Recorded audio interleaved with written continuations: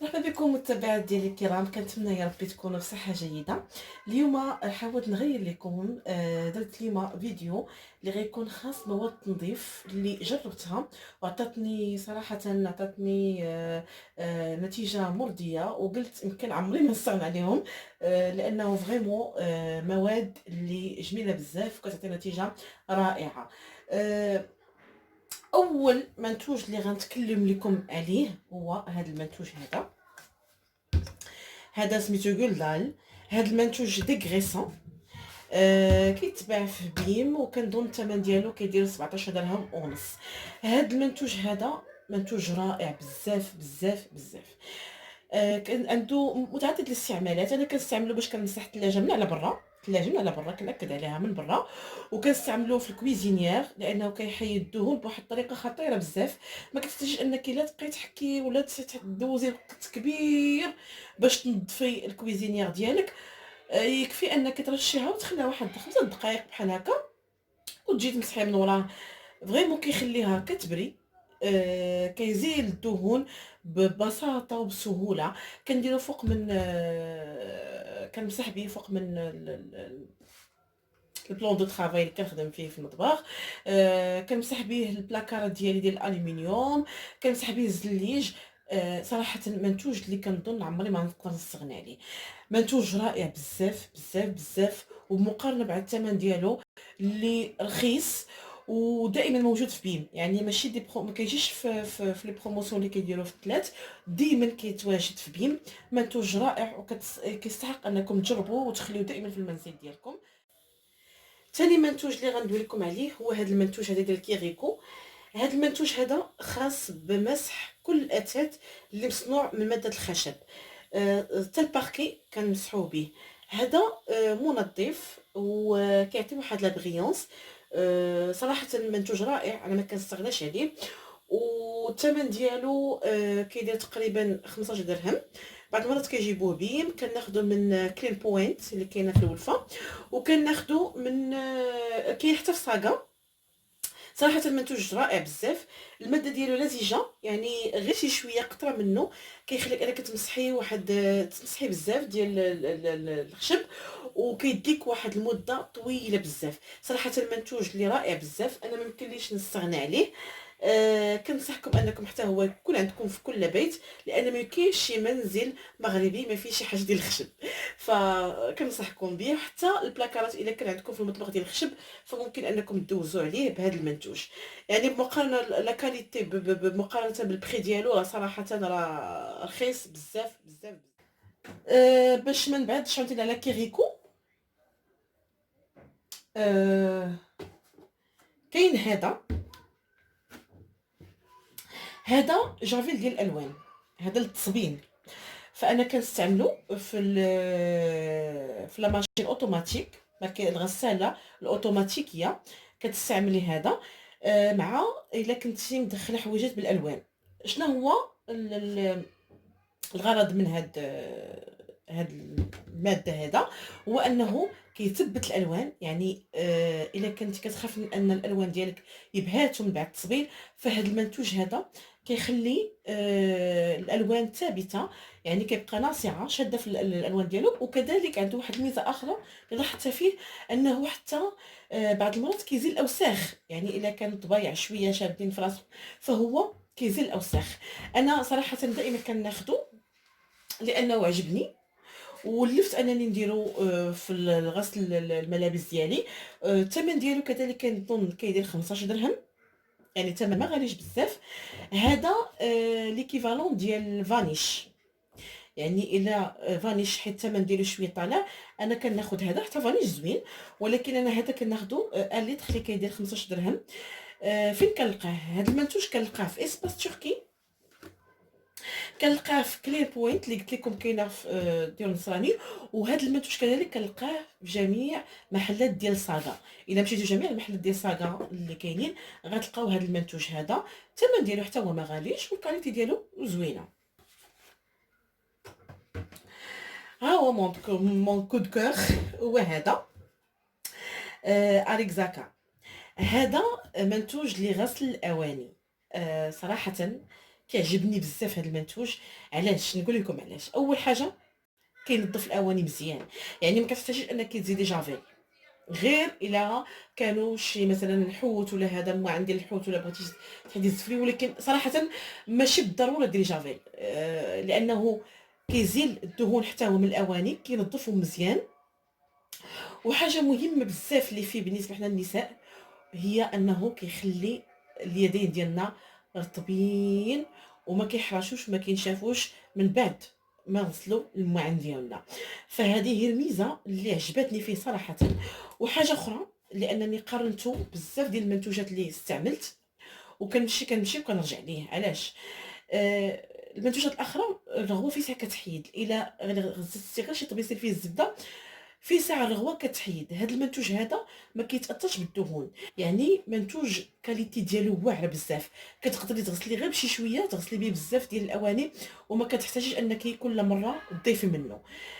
صراحه انا ما كنستغناش عليه، لانني جربت بزاف انواع المواد اللي ممكن انكم تعرفوها وكاينه في المارشي في السوق، وقارنتها به كنلقى هذا احسن منتوج اللي استعملت في غسل الاواني. وبالنسبه للثمن ديالو راه رخيص، كيدير 13 درهم، وممكن بعض المرات كتلقاو 11 درهم بروموسيون. فين كاين هذا المنتوج ديال اليكزاكا اللي غسل الاواني؟ هذا كنلقاه انا في لي محلات ديال صاغا، كاين في محلات صاغا، كاين في اسباس تركي، وكاين في كلين بوينت اللي قلت لكم كاين في ديور النصراني. منتوج رائع رائع رائع بزاف صراحه، لانه فريمون كنرتاح ملي كنغسل به. من بعد ما كنحتاج انني ندهن يدي بشي كريم ولا كنلقى حروشي، بالعكس كنلقى اليد ديالها تطبين بحال كنت فريمون دايره كريم. بالنسبه لكم حنا السيدات ضروري الا غسلنا الاواني نحافظوا على اليدين ديالنا. منتوج رائع رائع غيان هادير صراحه. غنمشي لمنتوج اخر ديال اليكزاكا نيت. هاد لا مارك اسبانيه، اليكزاكا كيغيكو حتى هي لا مارك اسبانيه. هاد المنتوج هذا شنو هو الغرض منه؟ هاد المنتوج بالنسبه للناس اللي عندهم في الارض الزليج ولا رخام في الارض، فبعد ما كتجفي كتاخدي شي شويه حتى الباركي، كدوزيه كيعطي واحد البغيونس للجليج ديالك، كتحسي بالجليج ديالك نظيف وكيبري، ما كيبقاش داك كتشوفيه يعني مغبار، ولا ماشي مغبر، بغيت نقول زعما ما كيبانش لك الجليج من بعد الجفاف انه لا تخاص ديال الجفاف ولا لا تخاص ديال الشيفون باش شفيتي الارض. هذا المنتوج كيغنيك على هذه القضيه، لانه كيخلي الجليج ديالك بريون وبحال شي مرايه. صراحه حتى هو ما كنستغناش عليه. وهذا المنتوج كيديك حتى هو مده طويله. علاش؟ لانه ما كديريش بزاف منه. انا شنو كندير؟ كناخذ مثلا نعطيكم شي رشاشه بهذوك اللي كيتباعوا، وكندير غير شي تقريبا القيمه ديال غلاقه، وكنزيد عليه الماء وكنرش به حتى كنجفف.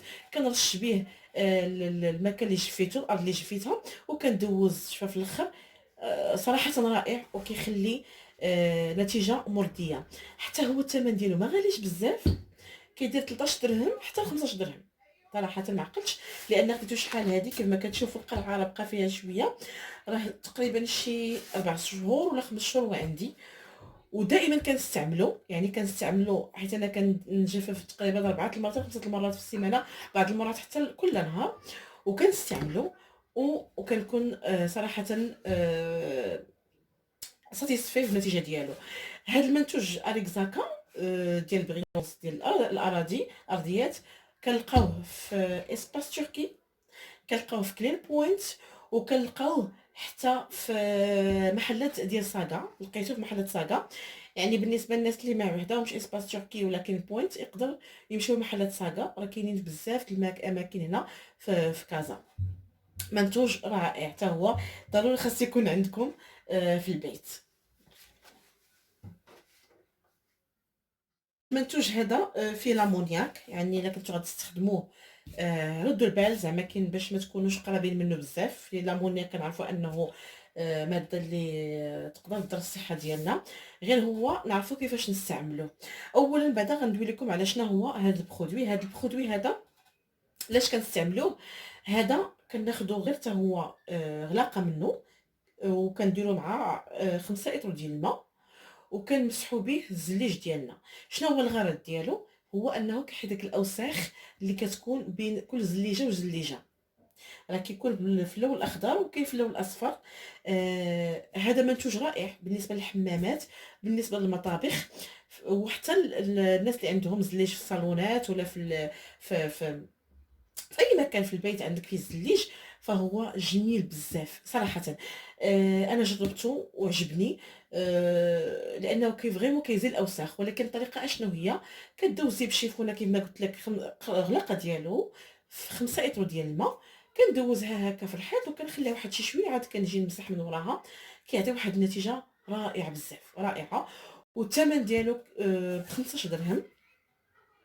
وكيف ما المواد الآخرين ديال أليكزاكا حتى هو كيتواجد في محلات صاغا، في كلين بوينت، وكنلقاوه حتى في إسباس تركي. يعني زوين صراحةً، غير هو كيف ما قلت لكم راه فيه لامونياك، يعني الناس اللي عندهم حساسية ولا هذا يقدروا ما يستعملوش. كيف ما كنعرفوا لامونياك راه شوية قاصح يعني على الناس اللي عندهم حساسية، ولكن صراحةً منتوج رائع. غادي ندوزو لهاد المنتوج هذا. هاد المنتوج ديال الو، هاد المنتوج هذا كنغسلو به، كنصبنو به. هذا منتوج رغوي، هذا راه ليكيد اللي ثقيل، وكنغسلو به الزرابي، نغسلو به الملابس. صراحة بالنسبة للناس اللي عندهم ماكينة سومي اوتوماتيك، يعني لا ماشين لافي سومي اوتوماتيك، يعني الغسالات العادية، ممكن أن نستعملوه في غسل الأواني، عفوا في غسل الملابس. وفي الزرابي الموكيطات كنستعملوه في حتى لا بغينا نصبنو الطلام ديالنا. رائع رائع رائع. هذا شامبان صراحة خطير بزاف، كيعطي واحد النظافة خطيرة للزرابي والملابس كيف ما قلت لكم، و وحتى الطلامط. أنا كنستعملوش للملابس، كنستعملو غير للزرابي والطلامط. صراحةً منتوج جميل بزاف، والثمن ديالو راه غيصدمكم لأنه ثمن رخيص بزاف بمقارنة بالاستعمال ديالو، وبمقارنة بلا كاليتي بالجودة ديالو. هذا كيدير 10 دراهم فقط. صراحةً المنتوج اللي أنا كنقول عمري ما نقدر نستغنى عليه، ضروري ما يكون عندي في البيت. كما كتشوفوا أنا يلاه كونسوميت نص ديال القرعة، وتقريبا حتى هو عندي شي 4 شهور ولا 5 شهور في البيت، وكنصبن به لي طابي ديال الحمام، طابيات الكوزينة، كنصبن به بعض المرات طابي ديال الكولوار، كنصبن به الطلامط. جميل بزاف بزاف بزاف، ما يمكنكمش تخيلوا لا كاليتي ديالو شحال مرضيه بزاف، لانه كيخرج لينا كاع هادشي اللي قلت لكم كيخرجوه مزيان، كيعطي واحد النظافه رائعه. والثمن ديالو 10 دراهم، راه صراحه مقارنه مع الكاليتي ديالو راه ثمن مناسب بزاف بزاف بزاف. هاد الو انا كناخدو من كلين بوينت اللي كاينه في ديال النصراني، ولكن ابارامون شفتو كاين بعض المواد، بعض الناس اللي كيبيعوا مواد التنظيف راه كيكون عندهم ماده اللي زوينه بزاف صراحه، وغادي تشريو غير ب10 دراهم، ولكن غادي يدير لكم واحد المده طويله بزاف. راه ممكن انا نقدر نقول لكم يقدر يدير حتى العام صراحه، لان غير شي شويه منه راه كيقضي غرض. 10 دراهم صراحه راه والو مقارنه مع الكاليتي ديالو، راه والو. نمشي دابا ندوز لماده اخرى. هاد البرودوي هذا حتى هو غولدال. هذا بحال جافيل، ولكن انتونس. هذا مركز، جافيل مركز. انا علاش كناخدو هذا؟ كيستعمل حاشاكم عزكم الله، كيستعمل للطواليت، فانا غير كندوز الجناب ديال الطواليت، ما كنحتاج لا نحكها لا حتى حاجه. كندوزو بحال دابا الصباح انا كنت غادا العمل ديالي، فانا كندورو على حاشاكم على الكرسي ديال الطواليت، وكنخليه ملي كنجي في العشيه كنحس على واحد النظافه وريحه، ماشي ريحه ديال شي عطر ولا لا، غير ريحه النقاء، لانه كينظف. وهذاك حيت هو ماده اللي ثقيله، البرودوي ديالو ثقيل، فهو كيبقى يهبط بشويه وفي نفس الوقت كيعقم وكينظف. منتوج رائع بزاف بزاف بزاف، ما كنستغناش عليه. اون فوا كيسالي ليا كنعاود نشريه، كيسالي كنعاود نشريه. صراحه من نهار جربته عمري ما استغنيت عليه، وعمري ما فكرت انني نمشي نجرب ماده اخرى. فرائع بزاف بزاف بزاف. وهذا كاين في بيم، الثمن ديالو ما غاليش، كنظن شي 12 درهم و90 ولا 13 درهم. وديما كيكون في بيم. كتقدروا تلقاوه بالصفر، بالخضر وبالبيض. يعني كل مره كناخذ انايا لون، ولكن النتيجه واحده. ما كنحتاجيش انك ديري وقت كبير باش انك تحكي الطواليت ديالك ولا هذا. منتوج رائع بزاف حتى هو، وعمري ما نقدر نستغنى عليه. هذا المنتوج ديال بيل، هذا ديترجون، هذا منظف الملابس. الآلة التسبين اللي كتكون اوتوماتيكيه. هاد لافلانج زوين بزاف حتى هو. انا هذه تاني مره كنستعملو وعجبتني النتيجه ديالو. قبل كنت كنستعمل فلوطا حتى هو زوين، وكاين كيريكو، ديترجون ديال كيريكو حتى هو زوين صراحه. وانا مره كنبدل هكا، مره كنستعمل بيل، مره كنستعمل فلوطا حتى هو ليكيد، وكنستعمل حتى كيريكو حتى هو ليكيد. بصراحه بثلاثه بهم زوينين، الاخرين ما عنديش لانهم سالا لي البرودوي وريحه لومبالاج. وهاد بيل هو اخر واحد خديت صراحه، انت هو زوين. وبالمقارنه مع الثمن ديالو كنظن كيدير 35 درهم، وكيديني مده لان فيه جوج ديال لترو، وزوين حتى هو صراحه. باش ما نكذبش انه عجبني، ونقدر ناخذه مره اخرى، يعني بواحد نسبه ديال 80% نقدر ناخذه مره اخرى. وحتى كيريكو كيف ما قلت لكم حتى هو زوين. والاخر ديال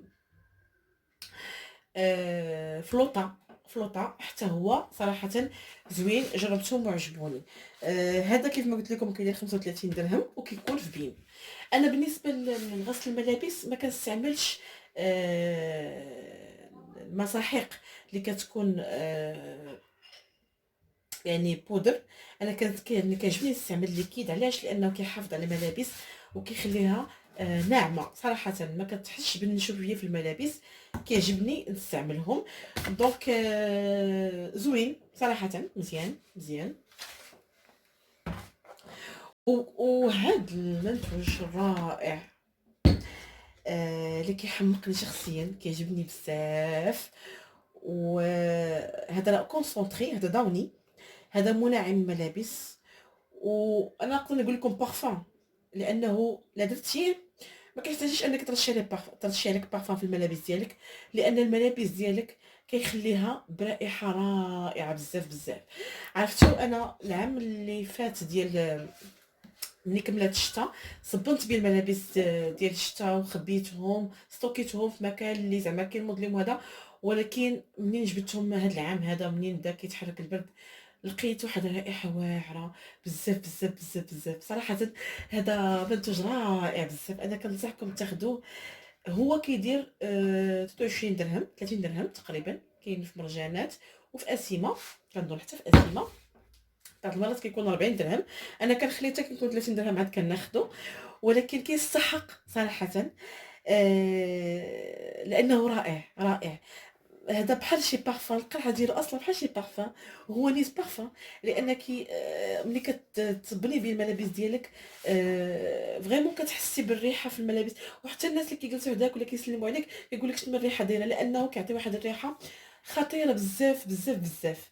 كاين بالازرق، كاين في بحال الماغو، وكاين في اللون الغوز، وكاين في الموف. يعني كلهم جربتهم، كلهم رائعين.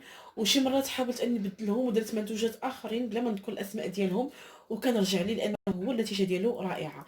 عرفتي راه ملي كنصب الطلامط ديالي وكندير فيهم واحد شويه منه، راه اللي كيجي عندي للدار كيحس واحد الريحه واعره في الطلامط. رائع، رائع، رائع. أنا كننصحكم سيدي تاخدوه لأنه جميل بزاف، بزاف، بزاف، والثمن ديالو كيف ما قلت لكم أنا كناخدو من مرجان اللي كيكون داير 23 درهم، يعني تقريبا 30 درهم كناخدو. غادي نمشي لهاد المنتوج هذا. هذا جافيل، كلكم كتعرفوا جافيل، ولكن شنو هو الفرق؟ هاد جافيل ديال جولدان حتى هو هذا ديال بيم، كنلقاه في بيم، كناخدو بشي 5 دراهم مع 4 دراهم و50، كندور 5 دراهم. انا جافيل ما كنستعملوش بزاف في البيت صراحه، ولكن حنا ضروري ما خاص يكون عندنا جافيل في البيت. يعني ضروري لما كان جافيل بحال ما كاين حتى حاجه. غير هو علاش بغيت نقول لكم عليه، لانه كنحس بيه كونسونطري. فانا كناخدو كنضيف عليه الماء لانه كيكون مجهد بزاف. و اللي زوين فيه هو انه غير شي شويه منه كيقضي غرض صراحه، وما كيضرش. انا بعدا جافيل الاخرين كيضروني شويه في عينيا، كنحس بهم كيضروني في عينيا، ولكن هذا ما كيضرنيش في عيني، ما عرفتش علاش. داكشي علاش اختاريت انني نهضر لكم عليه. فانا كيعجبني شخصيا، كيعجبني، وضروري ما كيكون عندي حتى هو. بعض المرات كنضطر انني نستعمل جافيل كنستعمله. كما قلت لكم كيكون في بيم، والثمن ديالو ما غاليش، 5 دراهم كنظن ماكسيموم غيكون 5 دراهم.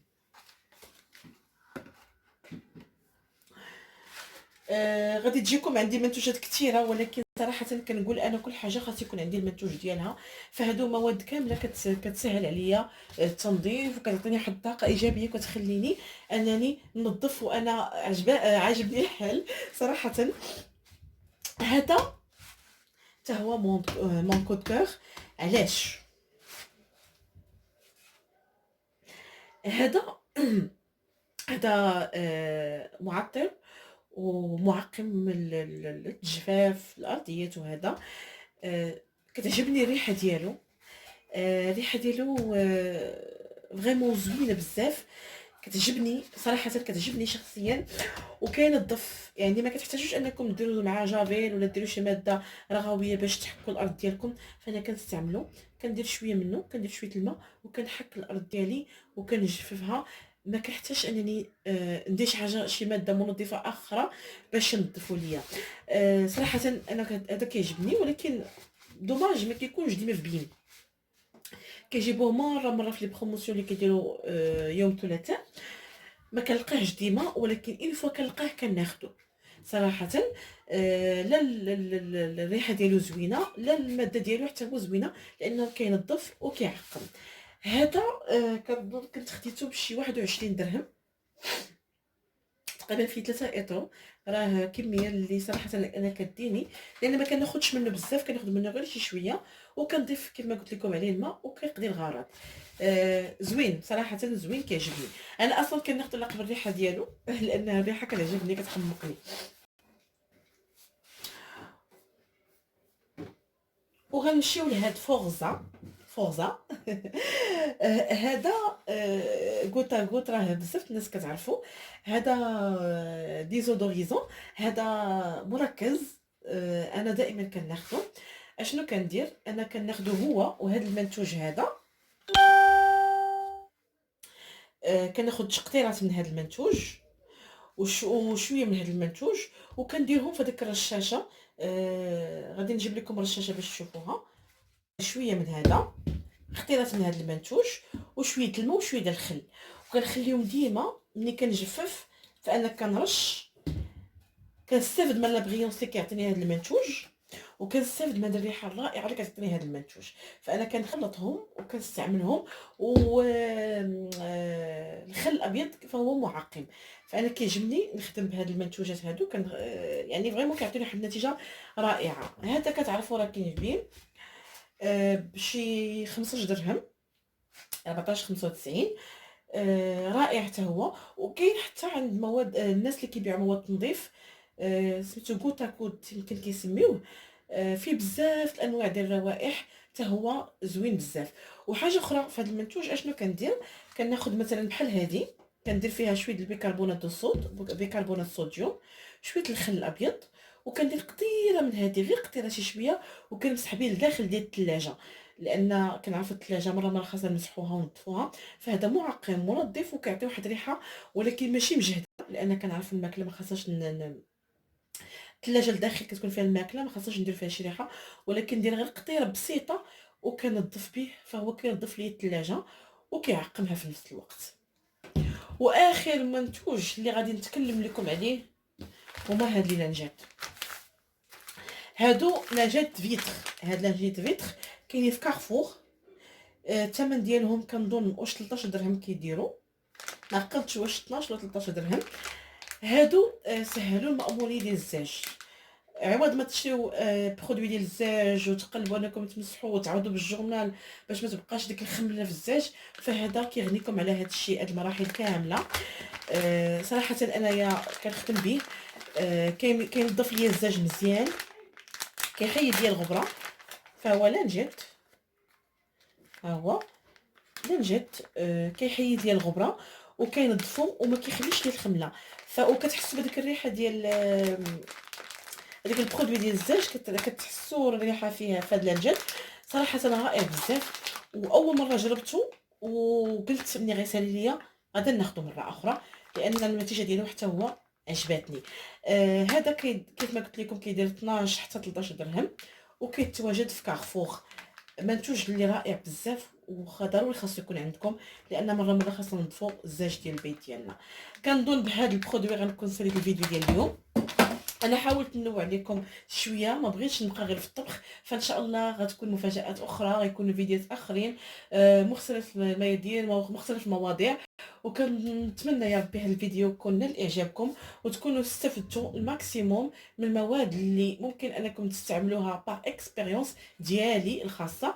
منتوجات اللي رائعه بزاف، وجيت اليوم نبارطاجيها معكم، جيت نشاركها معكم باش حتى نتوما تستافدوا، ولا كنتو اول مره غادي تشوفوه.